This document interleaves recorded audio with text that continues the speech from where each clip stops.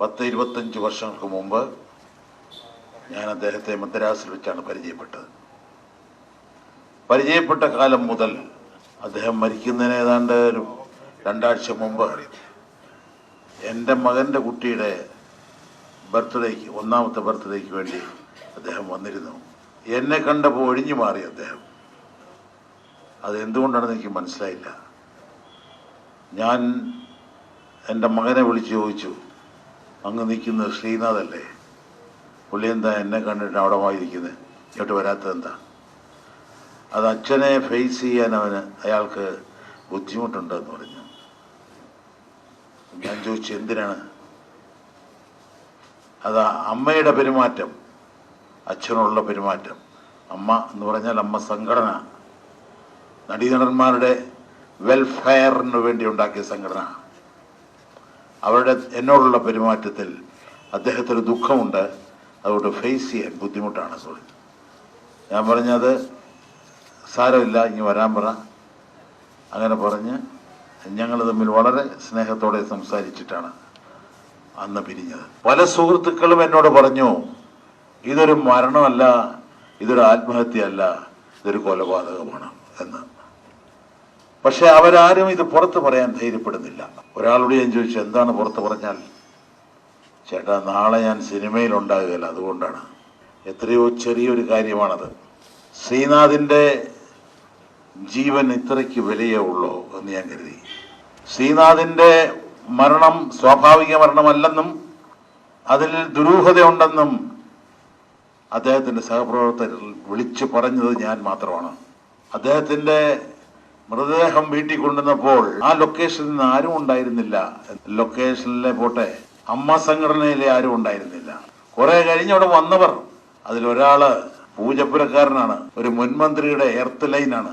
അയാളാണ് എന്നെ ഇപ്പോ സീരിയലിൽ നിന്നും വിലക്കിയിരിക്കുന്നത്. അയാളാണ് അവിടെ വന്നിട്ട് പറഞ്ഞത്, ശ്രീനാഥിന്റെ ഭാര്യ കരയുമ്പോ ഇങ്ങനെയല്ലല്ലോ ഇവിടുന്ന് കൊണ്ടുപോയതുപോലെ എനിക്ക് എൻ്റെ ഭർത്താവിനെ അമ്മ സംഘടന ഇവിടെ തിരിച്ചു തരണം എന്ന് പറഞ്ഞപ്പോൾ ഈ പൂജപ്പുരക്കാരൻ പറഞ്ഞു, അയ്യോ അങ്ങനൊന്നും പറയല്ലേ.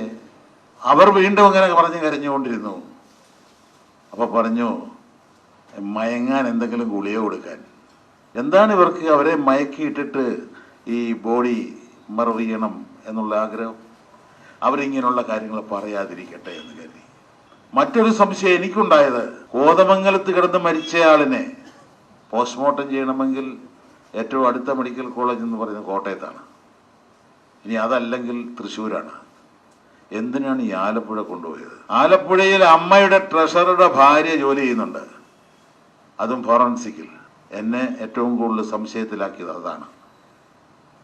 എന്തും ചെയ്യാൻ മടിക്കാത്ത കുറെ സംഘങ്ങളാണ് അമ്മയുടെ ഈ എക്സിക്യൂട്ടീവ് കമ്മിറ്റിയിലുള്ളത്. അവർ മാത്രമാണ് ഇന്ന് സിനിമയിലുള്ളത്. അവർക്ക് പിടിച്ചു നിൽക്കാൻ വേണ്ടി എന്ത് ദ്രോഹമോ അവർ ചെയ്യും. ഞാൻ അതിൻ്റെ ഒരു ജീവിച്ചിരിക്കുന്ന രക്തസാക്ഷിയാണ്. ഇതേ അനുഭവം തന്നെ എനിക്കും ഉണ്ടായി.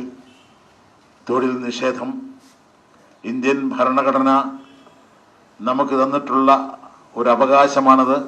തൊഴിൽ, അത് നിഷേധിക്കപ്പെട്ടിരിക്കുകയാണ്. ഞാൻ കോടതിയിൽ പോകുന്നു, പക്ഷേ ശ്രീനാഥ് ആത്മഹത്യ ചെയ്തു എന്ന് പറയുന്നു. പക്ഷെ നിങ്ങൾ അറിയാത്ത വേറെ 2 ആത്മഹത്യ ഇവിടെ നടന്നിട്ടുണ്ട്. അതൊരു ലൈറ്റ് ബോയും മറ്റൊരു തൊഴിലാളിയുമായിരുന്നു, സിനിമാ തൊഴിലാളി. അവർക്ക് പ്രശസ്തി ഇല്ലാത്തത് കൊണ്ട് അറിയപ്പെട്ടില്ല. അതും ഈ കാലഘട്ടത്തിൽ തന്നെയാണ്. അതിൻ്റെ കാരണവും തൊഴിൽ നിഷേധമാണ്. ഇവരെ ഇവിടെ വെച്ചു പൊറിപ്പിക്കാൻ പാടില്ല എന്നാണ് എൻ്റെ അഭിപ്രായം. അതിന് ഏത് രീതിയും ഉപയോഗിക്കും. ഞാൻ അതിനു വേണ്ടി കാലുവെക്കുന്നവരുടെ കൂടെ ഞാനും ഉണ്ടാവും. ലക്ഷ്യത്തിലെത്തണം തന്നെയാണ് എൻ്റെ തീരുമാനം. ഈ മാഫിയ സംഘത്തെ അവരുടെ നാവടച്ച് അവരുടെ ചലനം ഇനി ഇവിടെ ഉണ്ടാകാൻ പാടില്ല, ആ തരത്തിലാക്കണം എന്നുള്ള ശപഥത്തോടെയാണ് ഞാനിപ്പോൾ ജീവിച്ചിരിക്കുന്നത്. ഞാൻ ആത്മഹത്യ ചെയ്യില്ല. എനിക്കുണ്ട് ബുദ്ധിമുട്ടുകൾ, സാമ്പത്തിക ബുദ്ധിമുട്ടുണ്ട്. കഴിഞ്ഞ 10 കൊല്ലമായിട്ട് എൻ്റെ സിനിമകളെല്ലാം ഇവര് ഈ മാഫിയ സംഘം ഒഴിവാക്കിക്കൊണ്ടിരിക്കുകയായിരുന്നു. ഇപ്പോഴറിയുന്നത്, ഇന്നലെ ഒരു സംവിധായകൻ അലി അക്ബർ എന്ന് പറയുന്ന ആള് എന്നെ വെച്ചൊരു പടം എടുത്തിട്ടുള്ള ആളാണ്. അദ്ദേഹം എൻ്റെ വീട്ടിൽ വന്നിട്ട് പറഞ്ഞത്, പലരും ചോദിക്കുന്നു, എന്നെ വെച്ച് വളരെയധികം നിങ്ങളെ ഇഷ്ടപ്പെടുത്തിയ ഒരു ചിത്രം എടുത്തിട്ടുള്ള ഒരു ഡയറക്ടറാണ് പറഞ്ഞത്, എന്തിനാണ് ഈ തെലുങ്കിൻ്റെ പുറകെ പോകുന്നത്, നിങ്ങൾക്ക് വേറെ ആർട്ടിസ്റ്റിനെ കിട്ടില്ലെന്ന്. അദ്ദേഹം ചോദിച്ചു, നിങ്ങൾക്ക് അഭിനയിക്കാവോ ആ വേഷം? അതെനിക്ക് പറ്റില്ല. ബി ഉണ്ണികൃഷ്ണന് പറ്റുമോ? അത് പറ്റില്ല. അപ്പം തിലകനെ പറ്റൂ, ഞങ്ങൾ തിലകനെ വിളിച്ച് ചെയ്യിക്കാൻ പോവാണ്. ഈ പറഞ്ഞ വ്യക്തി ഫെഫ്കയുടെ മെമ്പറാണ്, ഈ ഡയറക്ടർ. പക്ഷെ അതിനെ തിരസ്കരിച്ചുകൊണ്ട് അദ്ദേഹം എനിക്ക് അഡ്വാൻസ് തന്ന് ഇന്നലെ ഞാൻ കരാർ ഒപ്പിട്ടു. അതിന് ഏത് വാളായിട്ട് ആര് വന്നാലും തിരിച്ചു വെട്ട് ഞാൻ ആ രീതിയിൽ തന്നെ ഇറങ്ങിയിരിക്കുകയാണ്. ഇവിടെ സാംസ്കാരിക മന്ത്രിയോട് എൻ്റെ അനുഭവത്തിൻ്റെ 2-ാം ദിവസം ഞാൻ പരാതിപ്പെട്ടതാണ്. അദ്ദേഹം പറഞ്ഞു, ഞാൻ പിണറായി വിജയനെ വിളിച്ച് പറയും, അദ്ദേഹം പാർട്ടിയിൽ ഇത് ചർച്ച ചെയ്യും, അത് കഴിഞ്ഞ് സർക്കാരിനെ അറിയിച്ച് നിങ്ങൾക്ക് പരിഹാരം ഉണ്ടാക്കി തരും. 5-6 മാസമായി ഇതുവരെ ഒരു പരിഹാരം ഉണ്ടായില്ല. മമ്മൂട്ടിയുടെ പടം പെട്ടിക്കാതിരുന്നു, സമരം കാരണം പുറത്തിറക്കാൻ ആകാതെ വന്നപ്പോ ഇദ്ദേഹം മാനത്ത് നിന്ന് പൊട്ടി വീണ് അതിന് പരിഹാരം ഉണ്ടാക്കി കൊടുത്തു. ഇങ്ങനെ കോടീശ്വരന്മാരെ വാഴ്ത്തുന്ന സർക്കാരും കോടീശ്വരന്മാരും കൂടെ ചേർന്ന് ഇവിടെ ഭരിക്കുകയാണ് ഈ സിനിമാ ഫീൽഡ്. ഇവിടെ മാഫിയ സംഘം മാത്രമേ ഉണ്ടാവൂ. ഈ മാഫിയ സംഘങ്ങളെ തച്ചുടച്ച് പുതിയ സിനിമാ സംസ്കാരം കൊണ്ടുവരാനാണ് എൻ്റെ കാൽവയ്പ്. പലരും തെറ്റിദ്ധരിച്ചു എൻ്റെ സ്വന്തം കാര്യത്തിന് വേണ്ടിയാണെന്ന്. അല്ല, എൻ്റെ സ്വന്തം കാര്യത്തിന് കഞ്ഞി കുടിക്കാനുള്ള കാശ് എൻ്റെ കയ്യിലുണ്ട്. എനിക്കിനി ഒന്നും കിട്ടിയില്ലെങ്കിലും ഞാൻ ജീവിക്കും. ഇപ്പോൾ 74 വയസ്സായി, ഇനി അധികം കാലം ഇല്ലല്ലോ.